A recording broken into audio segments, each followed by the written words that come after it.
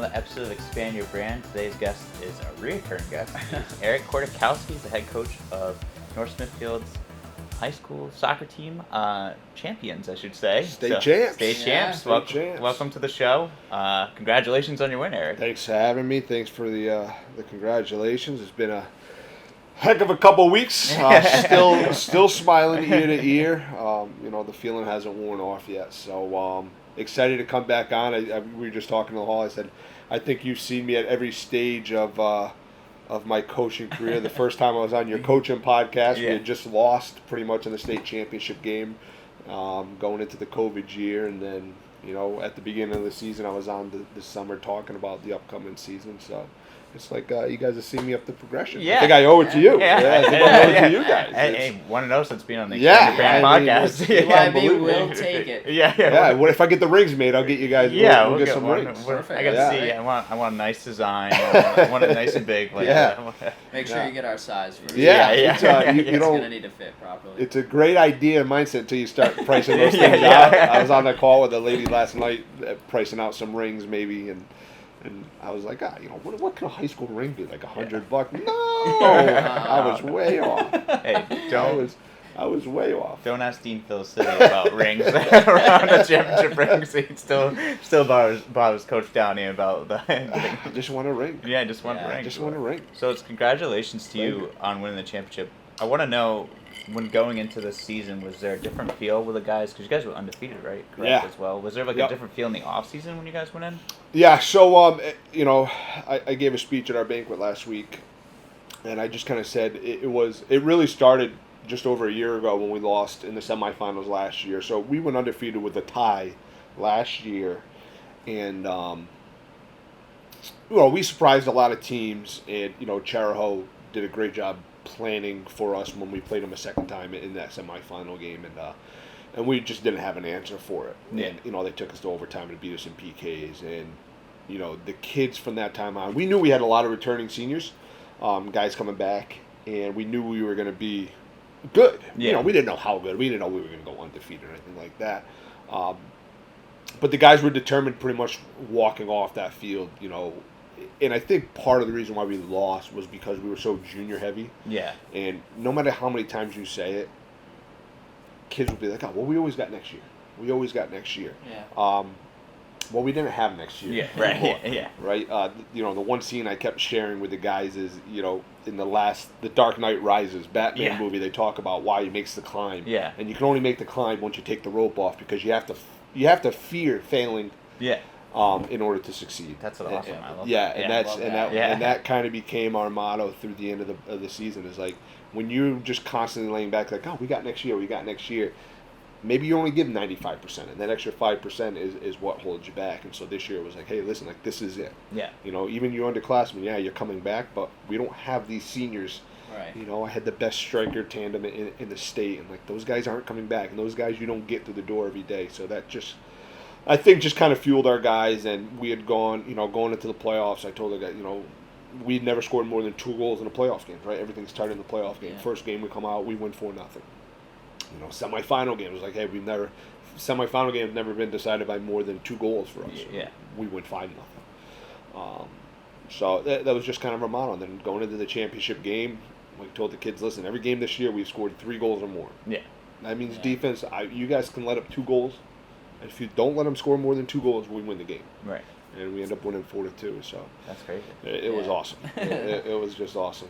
Sometimes everything just kind of comes together, and everything that comes out of your mouth as a coach works. Yeah. And it happens, and it's just like you look like a genius. And it just seemed like every move I made this year, it worked out. We were playing Cranston West one game, and my left back was just having a tough game, and he was just getting blown by. I put him at midfield. He really hasn't played midfield. I put him at midfield. He was up there for 2 minutes, and he scores. That's crazy. Really? That's And you look at me like, oh my God, this coach is a savant over there. Like, he just puts this kid up, and he scores his first goal. We see like 2 minutes in, and changed the whole game. Yeah. And I'm like, it just worked, and I think you need that in a season like we had to go. Winning the championship is so hard to do, but being at your best every game, when we were getting the best shot from every team, because we played some teams this year that were like, it was their championship game when they played us. We Right. played Shea towards the end of the season, and those kids were so fired up. The coach was talking. He's like, "Yeah, we lost. We lost the other game because we didn't even prepare for that game because we didn't really care about it. We only cared about beating you guys." And I'm like, "Oh, my God. Yeah. I'm like, okay. And like they had, they said they had more people at the game than they've ever had there before, and the place was crazy. And they took us down to the wire. We ended up coming up on top. But like those games prepared us for the championship. That's crazy. That's nuts. Yeah. So you have two of the best strikers in the state. Yeah. Tell us a little bit about them and how they make coaching a little easier because they're an extension of you on the field. Yeah, so Josh Neves, Aiden Bienvenu, I call them generational talents, right? I mean, you could coach for 20 years and you hope you get one of these guys. Mm-hmm. Never mind two of them on the same team. Aiden kind of broke out as a freshman. He came out to us, and he was just a straight speedster. Yeah. Last year he won the states in hurdles. So just unbelievable speed, quickness and speed, and his ability to handle the ball and finish at a high rate of speed was just unbelievable. So he really had his breakout season last year because nobody really knew about North Smithfield. So people would just play us normal, and Aiden was just blown by. So Aiden last year set the single season record with 25 goals. Wow. Well, so then you fast forward to this year, and you play the same teams, right, year after year, as long as there's no realignment. And everybody's like, well, we're not going to let this kid beat us anymore. Yeah. So we're gonna take away his speed and just sit back on him, right, really shrink the field down. And that allowed Josh Neves to kind of just operate. And Josh is just a magician with the ball on his feet. And just did some special things, and he went and shattered Aiden's record from last year. Josh ended with 38 goals. Oh my God. 22 assists on the season. Oh just, my God. That's ridiculous. Like I said, when my dad was coaching Wesley back in the day with Steve Sajecki, and they had Kane Highland and Brian Mastafino going back and forth. They were fighting, two of the best guys I've ever seen play the game, and they were fighting to get the 30 goals. And what Josh did this year in a much shorter season than they used to play 18, 19, 20 games, where our regular season was 14 plus the 3 playoff games. It's just there were teams this year for the first time that were like, hey, they would literally put a guy on Josh, a guy on Aiden, and then they would sit 4 defenders behind them. They were like, hey, we don't care if it's 0-0, we're just not going to get blown out by this team. Yeah. And then they would end up getting blown out by us because like our guys just kept going, right? And I don't think I made a lot of friends probably with coaches because like I was coaching for the playoffs. I wanted to really instill like a no mercy type of mentality with our guys that no matter what, hey, we're going to keep fighting. So no, I mean things got hard this year. Like when we were beating teams up, it was always hard for me to take those 2 guys out of the game because you're like, well, they're going for records, right? Right? Yeah. And why should they work hard every day at practice? So why should they get penalized because the other team just isn't as good with us? So it became a constant balancing act between like, all right, well, we want to score goals and we want these kids to get the records, but at the same time, we're not out here trying to embarrass teams. Yeah. I think the one thing those kids did really good at is they never got away from playing like our style of soccer, right? So it's not like they were just like, oh, I'm just going to take the ball and dribble through everybody because I can. Yeah. Like it always stayed within the team atmosphere, and that to me was so much easier to allow them to keep playing the games because I'm like, we're not running up the score. We're scoring, but we're not trying to run up the score. Yeah. We're not just playing kickball because we're faster than everybody and running down. We're playing our game, and like I said, those 2 guys with their assists, 22, 21 assists. That's great. They got everybody involved. On our senior night, they almost got everybody involved too much. They were passing the ball. I was saying earlier, we had 2 kids that never played soccer before in their lives. They're starters for us on the basketball team, and they just wanted to be with their friends and come play soccer. And we kind of I knew how stressful the season was going to be. So like, you take 2 knuckleheads that can kind of keep things light. Yeah. But also knew their role. Like they were great because like when it came time to do like actual like drills and stuff like that, they would be like, hey coach, we're going to sit this one out. I'm like, yeah. But they tried so hard to get those kid goals in like the senior night game where it just made things sloppy though. And I'm over here like just. I remember I like flipped out after senior night. We won 7-1 on senior night, and I lost my mind because we played so sloppy in the second half. Yeah. Well, it could get contagious too. And that's what happens. But yeah, so it was like I said, a lot of guys, a lot of coaches were kind of not happy with me, and at the same time, like I didn't always appreciate like you know, we played Narragansett this year, and they came out and they put a guy on Josh, a guy on Aiden, sat 6 people behind the ball, and they just played defense. They weren't gonna let those 2 guys score. Yeah. They were gonna do what they were like. I don't care if anybody else scores. Those 2 guys aren't gonna beat us. Yep. That's okay to a point with the fact that you still have to play the game. Right. Yeah. And when you stop playing the game to specifically just take away from kids trying to do something, that's where I would get irritated. And so in the second half, I moved those kids around. They didn't have an answer for it, and we started scoring. And then those kids are scoring, and their coaches get mad. I'm like, it was 1-0 at halftime. Yeah. And you had no problem then. Like now the ball is going in the net. So it's always funny when they release the coach of the year and you're voted on by your peers, and my coaching staff won again this year, and I'm like, well, congratulations. It's cool, but I'm like, I guess I didn't tick people off as much as I thought I did, because they still had to vote for us, because it's easy to it's easy to vote for the guys at the top, right? But sometimes I look at the end of the games, I'm like, oh man, they're really not going to like us.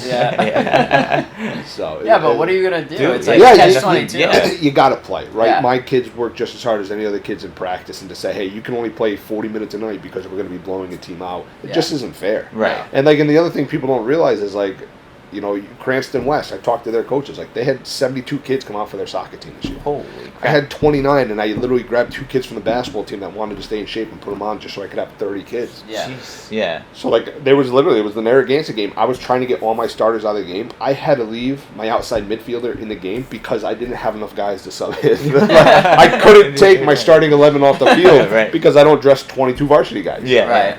And it's like I literally at one point in time, he's a coach, and he just was like, just come off the field. We'll play with 10 guys. I was like, I don't know what else to do. I can't put another guy in. Yeah. Well, to your point there too, if you are taking your starters out and they're blowing teams out day in, day out, then they're not getting the reps that they need going forward either. Yeah. So I mean, it's it was, and you need to do what you did in order to get the outcome. It worked, right? Yeah. It paid us dividends. It worked. But again, credit goes back to the kids, because it's very easy, I would say, for Josh and Aiden to stay involved in these games because they're the ones doing the scoring. Right. But my defense stayed involved. My keeper stayed involved. And my keeper is probably the greatest story. Is he didn't play soccer last year. Oh, really? He played as a freshman, as a sophomore. He was a defenseman or a midfielder. Didn't play last year. His brother is our midfielder. His brother actually won MVP of the tournament. He scored the 4th goal of the game. And just an absolute workhorse for us. So he came back and played this year. Our starting goalie, who played for us all summer league, has been with the program, has put in his time. He calls me first day of tryouts and says, Coach, I have mono. Jeez. And I was like, okay, what is that, a week? Yeah. Out for 6 weeks. Oh my God. Yeah. That's crazy. And I was like, oh my. So now I'm looking at the calendar. I'm like, all right, that's October. Yeah. So I called this kid. And I was like, hey, why? I know you're coming back. I'm excited to have you back. We're going to take you from midfield. I was like, how do you feel about playing goalie? And he's like, because he's an athlete. So I'm like, I was a goalie. He's like, I can teach him the fundamentals to make it. And I knew how good my defense was going to be. I was like, I just need a kid that can make 5 saves a game. Yeah. And, typical form for this kid, just like a coach's dream. He's like, yeah, coach, whatever you need. I'm like, you're just going to say yes to being a varsity goalie for a team that has state championship aspirations. And he's like, yep, I'm in. So, I mean, he literally couldn't punt a soccer ball at the beginning of the year. Oh, my God. And then he's punting 60-yard bombs in the championship game. And just such a cool story that will probably get lost in, the glory of Aiden and Josh up top. I thought that was one of the coolest stories of the season. Just here's a kid, first year ever playing varsity goalie, first year playing goalie in high school, and he's a state champ. And he made the all-tournament team. That's crazy. Yeah, you let up, 6 goals a year? Yeah, literally had 2 shutouts in the playoffs, where things are the hardest. And and when Coventry came out firing, he made 9 saves in the first half. He hasn't made 9 saves in a game all year. Yeah. And he had to do that in the first half. That's crazy. The evolution of him. Yeah. And it was just the coolest thing in the world. And, he was the first kid when I sprinted off the sideline. Which, if you guys ever see the tape, I do still have it. I think it was a good 40-yard sprint. 7 seconds. Yeah, I think 6'5", 6'5". I mean, Usain Bolt, watch out. It was funny because one of the kid that plays basketball for me is, his dad's our JV basketball coach. So I'm really close with the family, and the video is just me and him sprinting side by side, and I'm just like, I roasted you. Yeah. But I went right for a goalie. I just thought it was the coolest experience in the world for that kid, and being a goalie myself, I just kind of felt with him. It was like, that's awesome. So cool. Yeah, that is a crazy story. Yeah, that's really cool. Now, take us through the championship game, because I know your dad was on the bench with you. How special of a moment was that for you to have your dad with you? The kids did a great job this year of getting me over my superstitions. Yeah. I'm a very superstitious guy. Yeah. To the fact that I go to the same gas station before every game and get the same Diet Pepsi and Gatorade and bag of sunflower seeds, because I eat sunflower seeds during the games. I have a car full of Gatorades right now if you guys ever need to get, because I don't even drink the Gatorades because I get involved in the game and I don't drink them. Now most people say, well, just save that Gatorade for the next game. No, I got to get a new Gatorade. Yeah. So is there a specific color Gatorade? I get the Hydro Fits, I think they're called, like the Gatorade Fits. Yeah. Great, but I actually drink them. So it's just so funny. And the kids, the last game of the season, I showed up and I had the wrong hat on, and I was gonna go back to my car and and the kid's like, Coach, don't worry about it. Superstitions aren't real. But that's a long story saying is that I was predicting maybe in my head that we were going to be in that championship game, and my dad had started coming to some of the games towards the end of the season, and he's driving up to North Smithfield and he's standing on the other side, and some of the parents know him by now because he's been such a huge supporter of the program. But he drives all the way up to North Smithfield. The game ends. I go over and say hi to him for 5-6 minutes, and then he goes back home. Yeah. And me and my dad have always had a close relationship through coaching and sports and stuff like that. So finally, there was like 2 games left in the season. Like, Dad, do you want to come down the sideline and do our book? Yeah. Because I do the book. And I'm like, well, I'd rather. It was senior night, I think. I was like, I want to enjoy senior night, so do you want to come do the book? So he came and did it. And then after that, I was like, hey, do you want to do it for the playoffs? So I went to the Interscholastic League. We got him put on the roster as our game manager. And I just said, if we do go ahead and win it, I want him to be there for it, because back in 1998, he was coaching with Steve Sajecki the last time Wesley won a state championship game, and I was the ball boy from that team, and I just remember sharing that moment with him and all that excitement. I just said, hey, kind of full circle moment. He's the reason why I got into coaching. If we win in that moment, I want him to be there. Yeah. And as time's ticking down, and I gave him my phone. I was like, hey, can you film this? I don't know whatever happened. It never filmed. He was out there for like 5 minutes. I don't know what happened. But I just gave him the biggest hug. And he's out there in his shorts, and it's freezing cold. And everybody wanted to know, hey, where are the guys from? Who's the guy wearing shorts? I was like, oh, that's my dad. I used to wear shorts when I first started coaching nonstop. Because I was like, oh, that's my dad. It's superstitions, right? Yeah. And then the COVID year, we were playing in the snow, and I stopped that. I wore shorts one game at Lincoln, and we lost 6-0. It was like a -3 wind chill. And I'm like, well, it's not the shorts, so I'm putting pants on from here on out. But yeah, no, it was just the coolest moment having my dad there. And then above that is I had a fan section from Wesley there, which is awesome. And anybody that knows that lives in Wesley, to take a drive to Providence on a Sunday I hope they got a hotel. Right? But yeah, Angeluzzi Jr., who's the coach of the high school team here, was just a huge supporter of us all year, which is crazy because we played them early on this season and we smacked them. And in his first year, he was just all year long, as I giving him tips and stuff like that. He was so supportive. He called me a couple nights after the game to just congratulate me again. And Johnny Siciliano, who's an old friend of mine who doesn't leave his house for anything. I know he didn't drive. That's the only reason why he went to the game. He had a ride. But he was up there. Pete Wycheck and his wife Jen were at the game. I trained their daughter Macy back in a few years ago when she was a keeper for the Wesley girls team. They made the ride, and then the OG Angela's, who's just kind of been a model for me in coaching along with my dad. And he did soccer and he coached golf with my father. Him and his brother came up to the game, and Andrew's someone I've leaned on since I started coaching.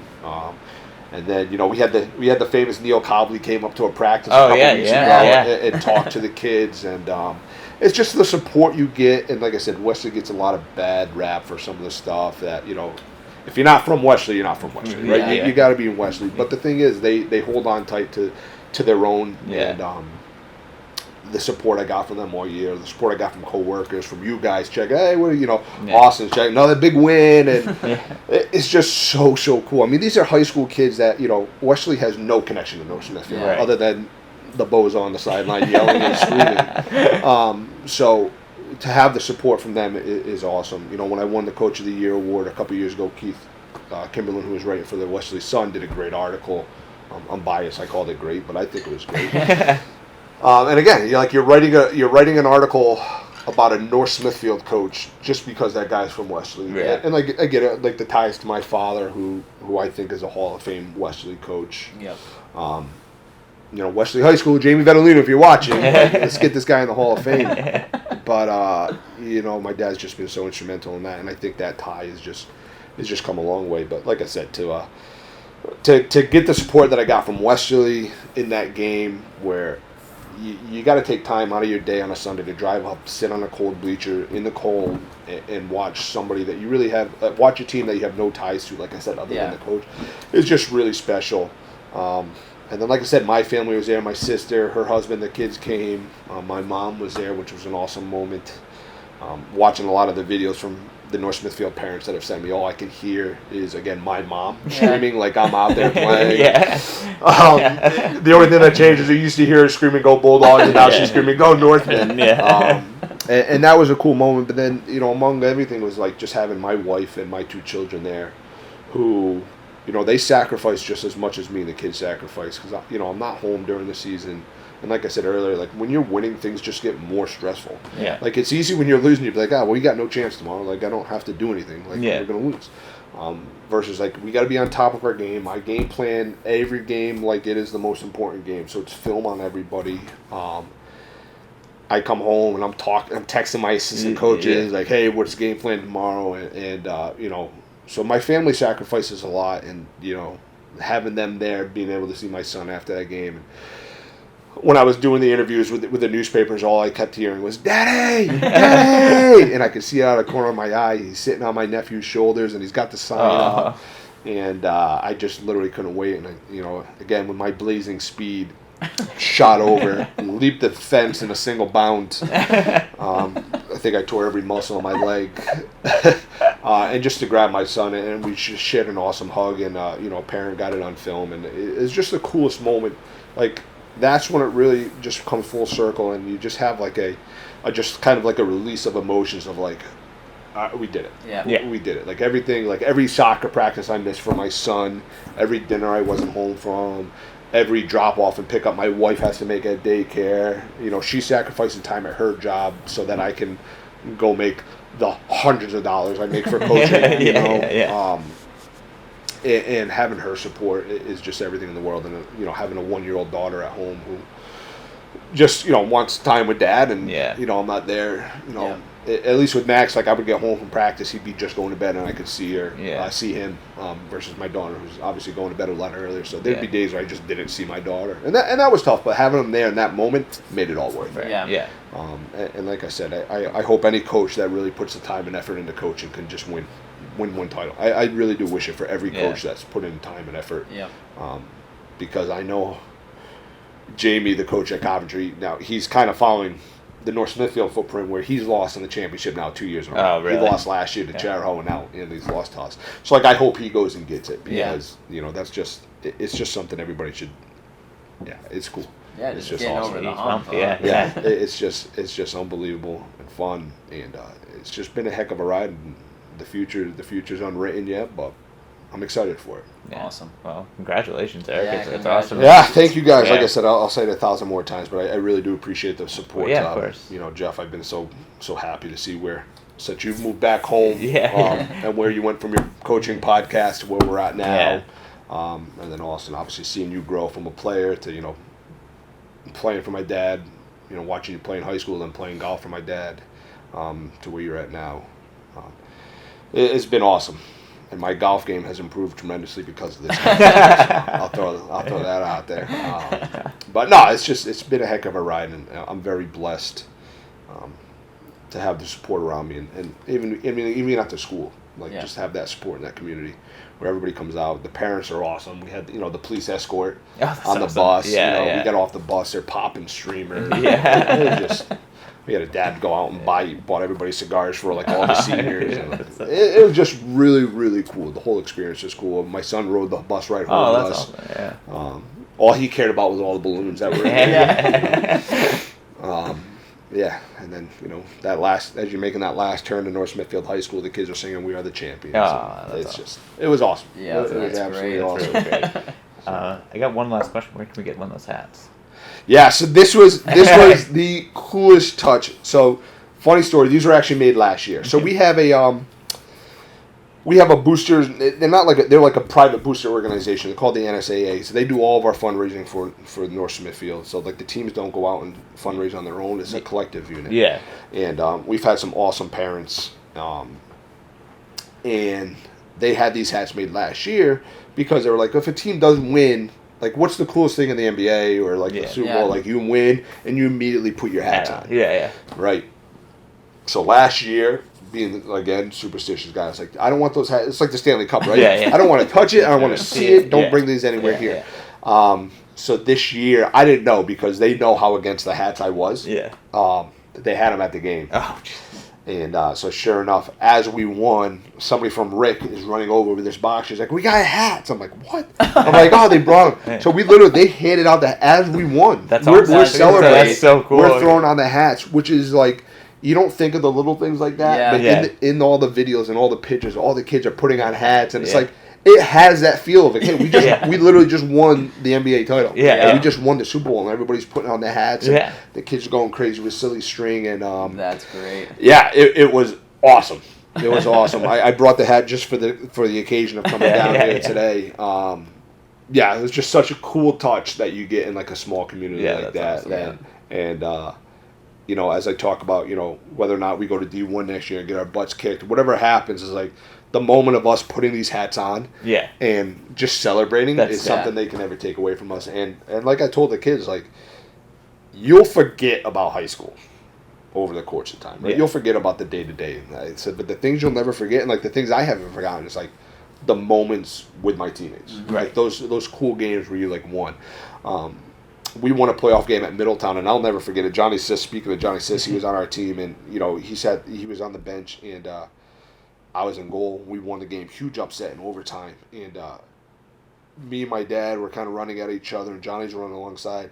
And I'll never forget, my dad tackled Johnny instead of me, and I was like, "What?" So again, that's something that happened 15, 20 years ago, and we kind of still talk about this. Still laugh about it, and we just laugh about it. But that moment they can never take away from the kids, no matter what happens in their lives. As they go to college and they move away, right? That first year away from home is such a shell shock. But these kids will always have that to look back on, and it's just awesome. Yeah. Special bond. Yeah. Special bond for over the years now. You guys will always look at that banner and remember that. Yeah. And like I said, being so close for so long, it doesn't take the sting of those losses away. Yeah. But I don't think this one would have been as sweet, as awesome if we didn't have those failures. Right. Yeah. Right. Exactly. Because we knew how bad it felt in those moments to just finally overcome it. And then, like I said, for me as a coach, is to lose 3 of them. Yeah. And then to possibly lose a 4th one is you can never coach again. You just gotta go in a cave and you gotta crawl and say, hey, it's not for me, right? The joke this year was hey, I'm gonna get you guys all the way to the championship, and then somebody else has to coach. I'm out of here. I'm gonna go to Florida and watch the game somewhere warm. But yeah, I mean, and that was the other cool thing about this one is that, my brother lived in Myrtle Beach. He's watching the game. My college buddies down in Florida, they're watching the game. And, my buddies back home that didn't come to the game, everybody's, Justin Cahoon, who's the AD at Charahoe, he's giving a live update of everything that's going on, and the guys are all bought in, and, the jokes are still coming. He's going to blow it. It's a championship game. So, no, it was awesome. It was, like I said, I'm still grinning ear to ear. It's been two plus weeks, and it's still awesome. So, and like I said, it's Jeff, you personally have gotten to see the come up. Yes, through all the podcasts. Yeah. That's awesome. Well, congratulations, Thanks Eric. again, man. Thanks again for being here. Do you have time to stick around for sports? Absolutely. All right. Absolutely. Big weekend in golf coming up, right? Big weekend in golf. Tiger's back. Tiger's back. Plus 8,000 if anybody's paying attention. Yeah. Let's cut it to a quick commercial break, and then we'll cut it right back. All right. Welcome to Vintage Cigar Lounge, the place where you escape to, not from. A place where your cigar options are limitless. A place where friends come together and bond over the finest cigars and drinks. A place where your selected few can retreat to and enjoy premium cigars, great conversation, and your liquor of choice within the privacy of our private rooms. Looking for a place to escape to?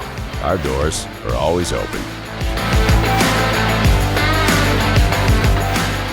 All right, we're I just kind of started it. All right, we're back. Thanks again, Vintage. We're here again. We'll be back here next week as well for another episode. But want to get back into it. We got sports this week. Big news. Tiger's back, as Eric alluded to before our commercial break. Tiger's in the Hero World Challenge, which doesn't really sound like a real championship. Somebody's playing for like Marvel or DC or something like that. And, it is his own event. Yeah, it is his own event. I mean, when you run an event, I mean, you're Tiger. You do whatever you want. Yeah, you can do whatever you want. So, what are you guys' thoughts on Tiger being back? It's for the game of golf, it's amazing what him just saying, "Hey, I'm going to play this weekend," what it does. Yeah, because like he could go out and just be awful, right? I mean, I was listening to his press conference this morning, and he was like, I really haven't played golf. He's like, I'm rusty. He's like, I feel good. My ankle's not bothering me anymore. The surgery worked, but I just really haven't played a lot of golf. So he's like, I'm really rusty. So he's like, your guess is as good as mine. And I'm like, everybody would rather see him go shoot an 80 than watch some of these other guys. And there's no offense to the other guys. It's just like, you're not Tiger. Like, he's captivated the golf world. Yeah. The fact that he's still doing it is what's most impressive to me. Right. Yeah, he still has the drive, and even though he's saying that, he still expects to win. So, Like, him saying that is kind of mishmash. No one really listens to it because he still expects to win. So I think it's great. It's my inspiration on the golf course. So I'm super excited to see him back again. Yeah, I'm excited. I'm pumped. I mean, like you said, no one moves the needle like Tiger Woods. It's just better TV when he's on. Yeah, Hero World Challenge. Who else would be watching if he wasn't playing in it? Really? So you gotta tune in and watch it. It's just the greatest thing, and then because you're watching just in case he wins. Right. Yeah. I remember when he won at East Lake, and he made his first win, and he won at East Lake. Yep. And I remember, like, I'm a grown man. And, like, watching the crowd surround him as he's walking up 18. It's insane. I am sitting on the couch, and I got tears in my eyes. My wife is looking at me.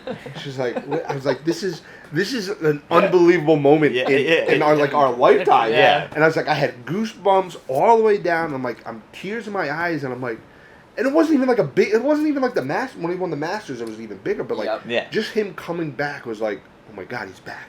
Yeah. Right. Yeah. And, like, I had never seen anything like it with, like, the crowds just swarming on 18. I remember, like, he's walking up with Rory, right? And Rory just gets destroyed in the mix. And, like, he's sprinting up ahead. And just to see the respect that he gets from the other guys, it's just something I don't think we'll ever see it again in our lifetime. No, and I think that was such a great comeback. And I think when he wins again, because there's no doubt that he's definitely going to win again.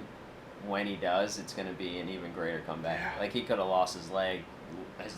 Literally, And to still rehab at his age and after what he's accomplished to get back to being on the golf course, like, that's amazing. That's for the love of the game. Yeah. it's absolutely amazing, and I can't wait to watch it. I'm excited. I'm pumped. It'd be good to have him back. Nothing says November golf or it will be December golf. Like Tiger playing. No, not at all. Hopefully we get to see that Sunday red again. Oh, man, I just saw a picture of the red yesterday. I was like, let's go. Yep. It's definitely tugs on the heartstrings. It does. Yeah, It's just, it just really awesome. does. Yeah. Every time he's on the course, it's just awesome.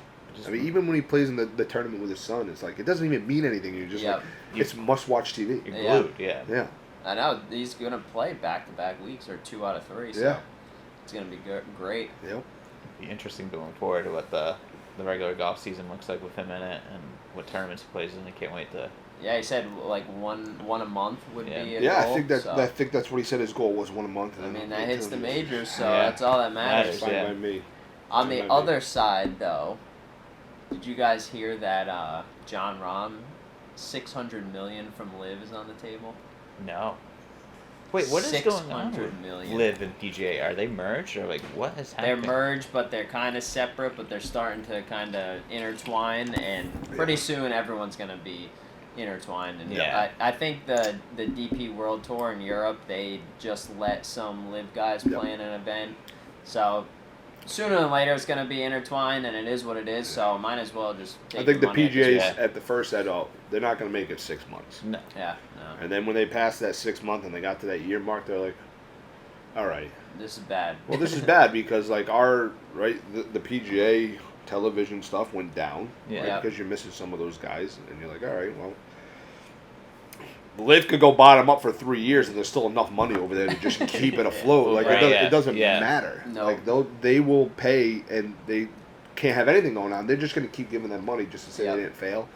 So I think the PGA said, hey, let's get them back involved. Yeah. And like in my mind, you're better off combining the two. Like stay separate, and then like in addition to your majors, have like 4 Ryder Cup type events a year where it's Liv versus the PGA. Right. Yeah. And then just really draw out like the rivalry between the two. Yeah. And I think that'd be great. Yeah. I mean, every other like you got the AFC and the NFC. Yeah. You got the East and the West. Yeah. Like just buy NL, AL, and every other sport. So why not make it that way? I want to see all the uptight PGA guys playing against the Liv guys in shorts and backwards hats and not giving it. And they should do home and away, right? So when you play at the Liv courses, like it's anything goes. You know, it's Happy Gilmore. You got beach balls flying out. You got a concert out there going on. You got a concert out there. And then when you go to the PGA, it's everybody's in pants and. That'd just be really cool to kind of see. Yeah, I think so too. I think it'd be awesome. You know, I think if Liv had more television rights than what they had, I think Liv is what the younger generation lives for. Right. Sure. I mean, when's the last time you go on a golf course? Like, I can't play golf anymore without like music going on. Right. Yeah. You know, I don't need a rock concert, but like I like listening to my CCR radio. You know, get the jams going a little bit, and I think that's what the younger generation does, and that's awesome because if you want to save the sport, like that's what you gotta do. Yeah, you know, it definitely evolves. Aging out. Yeah, and I think the TGL, the indoor, that just obviously isn't starting next month, unfortunately. Well, but don't collapse, right? Yeah, it's gonna start in 2025, but I think that's gonna also enhance the game for the younger generation because it's more of an arena type setting, Topgolf type deal where that's what people are gonna turn to. That's how they start now. Yeah. I'm waiting for my first night golf tournament. That's what I want to see. Yeah, that would be awesome. Oh That'd my be god. awesome. I don't know if you guys watch Rick Shields on YouTube or not, but he's a guy I follow on YouTube a lot, and he just did a breaking 75 series at a night golf course. Yeah, it'd be insane. Wish we could get one of those. That's what I'm like. Yeah. Put some lights up. Well, put the kids to bed and go play golf at night. Yeah, you know. Yeah. That'd be awesome. That'd be great. Yeah. I'd have to get a nap in. But yeah. Well, I mean, can you imagine all right, it's a Friday night during the summer, it's 9 o'clock.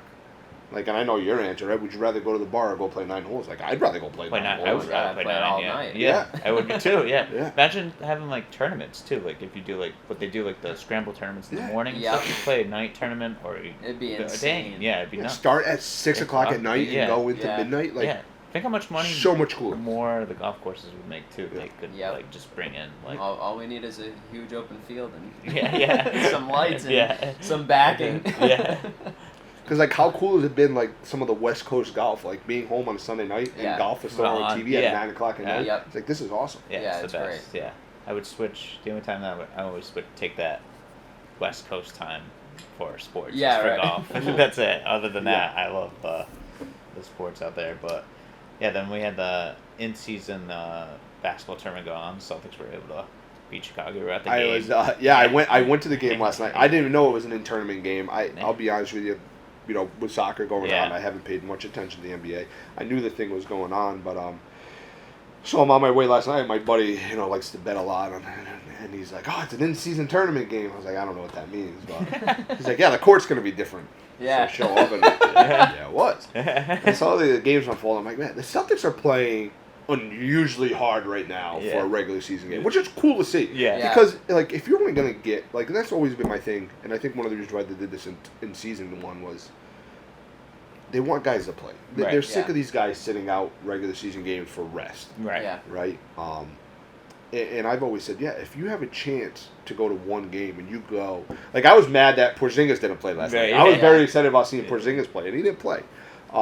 But imagine being a kid and you want to go see Jason Tatum, and he just randomly sits out a Tuesday night because he wants rest. Right. Yeah. So I think this adds to that flavor. But they played hard, and it was the fourth quarter, and I'm sitting with my buddy, and it was his first Celtics game, and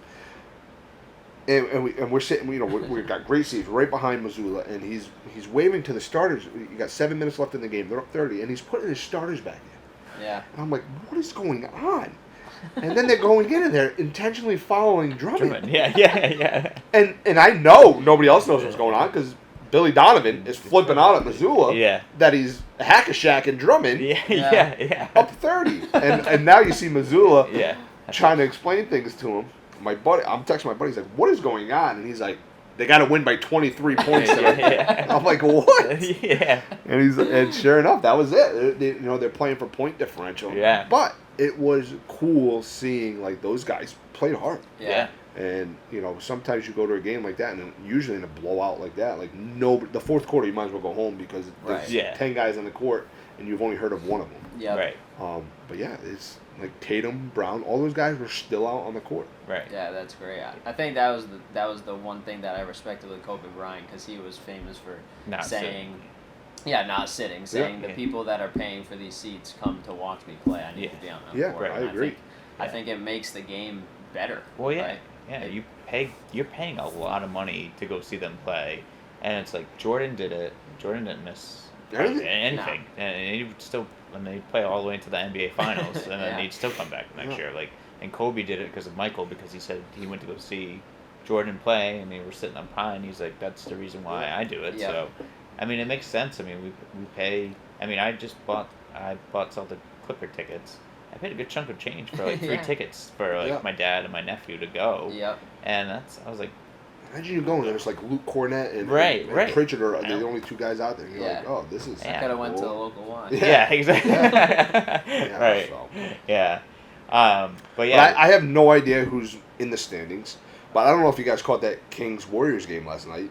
The Kings won, right? Yeah. Kings won in the craziest last 5 minutes of a regular season basketball game. I mean, those guys. It looked like Game 7 of the Western Conference. Right. Yeah. They're going back and forth. They're exchanging. They're playing defense. They're getting. It was nice. It was just cool to watch. I think it brings a whole different dynamic to a lot of to the NBA. I think everything that everybody's hated about the regular season NBA for years now. Yeah. This is addressing. Kind of helping it. You know.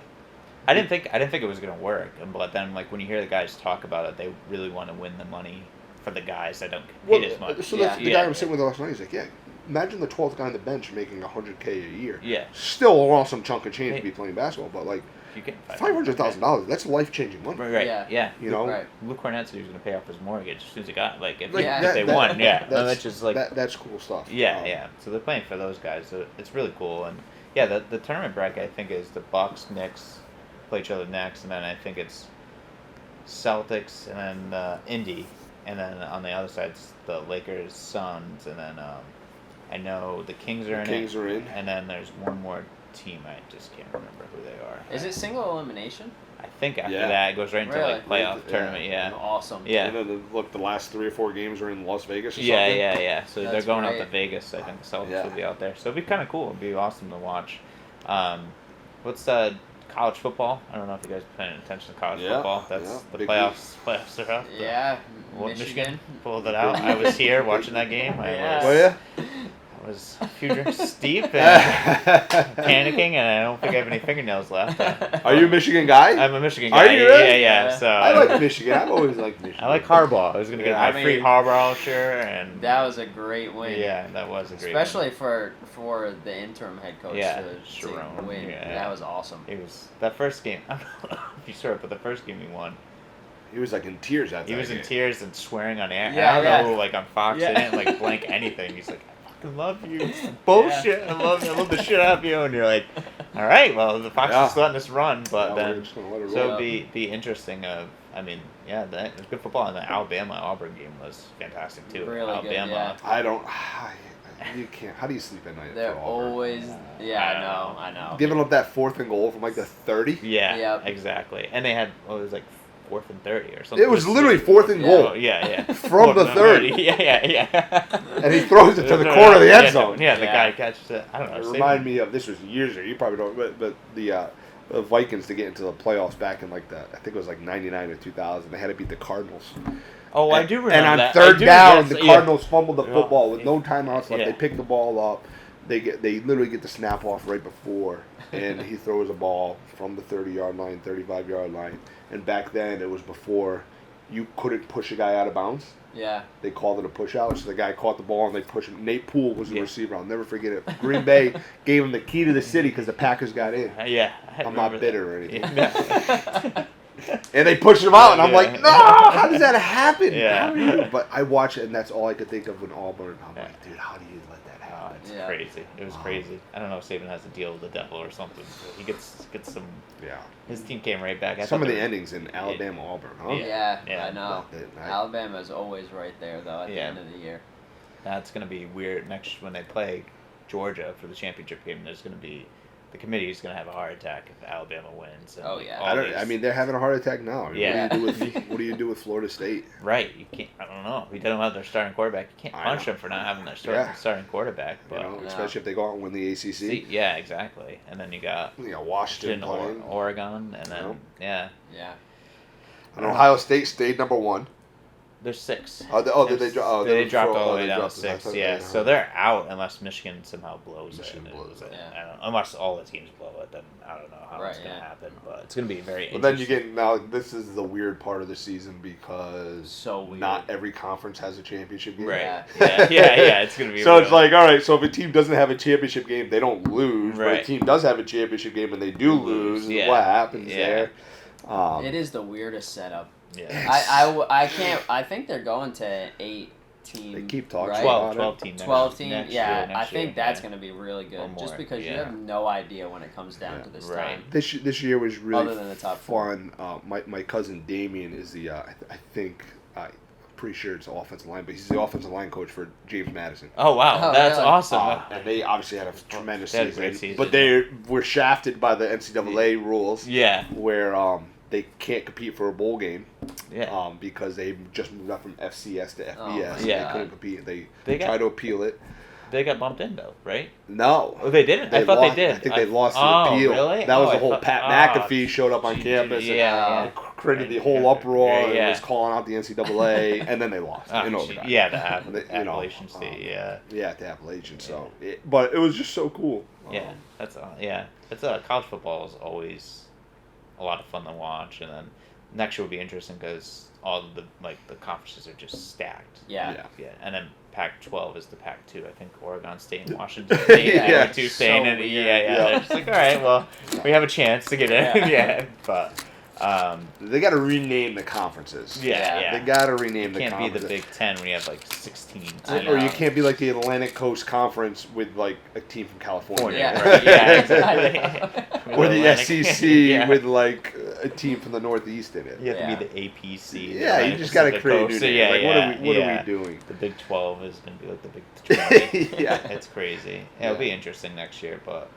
yeah, I think that's everything. I don't know if there's any other sports topics or anything you guys want to cover. Well, Eric, thanks again so much for being on the show again. Yeah, man. Yeah, thanks for yeah. having me. Congratulations. Yeah, dude. Yeah, always appreciate it. If you guys were ever in a rut and you don't, you run out of guests to talk Yeah. to. I'd love to come back. Absolutely. Sit down and chit chat with you guys. I mean, you guys have the best setup for any podcast I think I've ever seen. No, I thank mean, you. Appreciate it. Yeah, You come in, you get a cocktail, have a cigar. What's Yeah. better than you sit down and talk sports Just with your relax boys? a little bit. Yeah, it's just nice, easy going. You know, I would do this without a camera. So Yeah. put a camera in front of me and I'll talk for days. But no, it's you guys do so much good stuff, and some of your episodes, I don't know if I told you, the Brian Kilty episode had me in stitches. Brian's a good friend of mine. Yeah, Brian. And Just, him talking about being a mortician and Yeah. stuff. I'm like, I had no Brian for years. Yeah. I texted him right after that episode. I'm like, oh, you see dead people. I was like, 18th person that's texted me that. So, yeah, Brian's been such a good friend of mine. But that was a great episode. And Yeah. obviously, you had my dad on here, which was a special moment for him. I know he appreciated that. Yeah, that was a lot of fun to Yeah. have your dad on. Yeah. The Tiedemann episode was great. Yeah. Yeah. I'm such a good guy. But yeah, you guys are just killing it.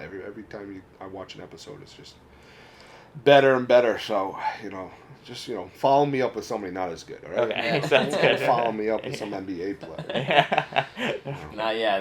They've been tough to get. Tough to reach. They're in That's because season. the in-season tournament, Yeah, they're in season. They The, gotta- the old NBA schedule, they wouldn't care. But Yeah. the in-season tournament is tough now. Yeah. They're focused. But Yeah. keep doing great things. Like I said, I always appreciate to have you guys as your support and see where you guys go. So Yeah, thank Thank you for your support. Yeah, and thank you. Congratulations. Thanks Thanks again. again, Yeah. guys. Expect a ring in the mail.